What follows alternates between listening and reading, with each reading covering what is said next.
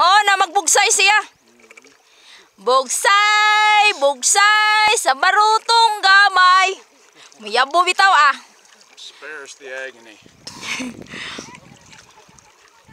Oh! Oh! Na, unsa na Mateo? Kumusta naman kinabuhi nato? Naminyo na ta. Awa ka kakita gyud og lisod na mangitag mga asawa rong ano, ang ilang gusto kanang na mga kwarta. Wa kay kwarta, wa biyaan ra ka. Na kay ikadatong kadali. Oh, ipon paghuman. Biyaan. Lisura ni mga bae oy, murag magnahingal-hingal gud sila aning mga Amerikano. Bahala giango-ango basta Amerikano. Nagtuo sila Amerikano daghay kwarta. Ako nagtrabaho ko dito eh. Malamala kong trabaho, gikubalan niya akong kamot tungod raning duha ka bata gipeskwela. Kaya ang kita ane, pensyon, pila ra goy pensyon. Kung dire lagi gastuhon ang kwarta, dako. Natuwa man Miss America na muyo. So, pareha ra gyud diring ordinaryo nga tao o mga kanang mag-asawa.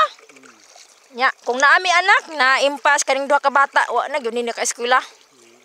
Ang alang unahon kay mahal kong mga gatas dito, nya masakit.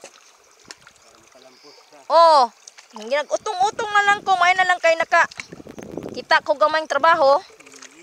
Oh, mao na to. Lisod kayo. Nagtuo man gyud sila Amerika. Ang kwarta dito gatubod.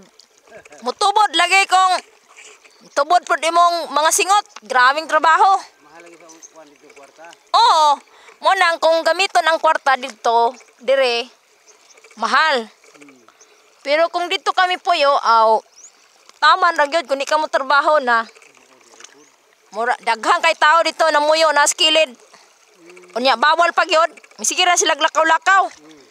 Di pa gyud sila kasulod sa mga dagko nga mga kan-anan. Parehas rato ni mga Pilipino. Oo, kanang may mga bahay. Daghan oy. Daghan gyud.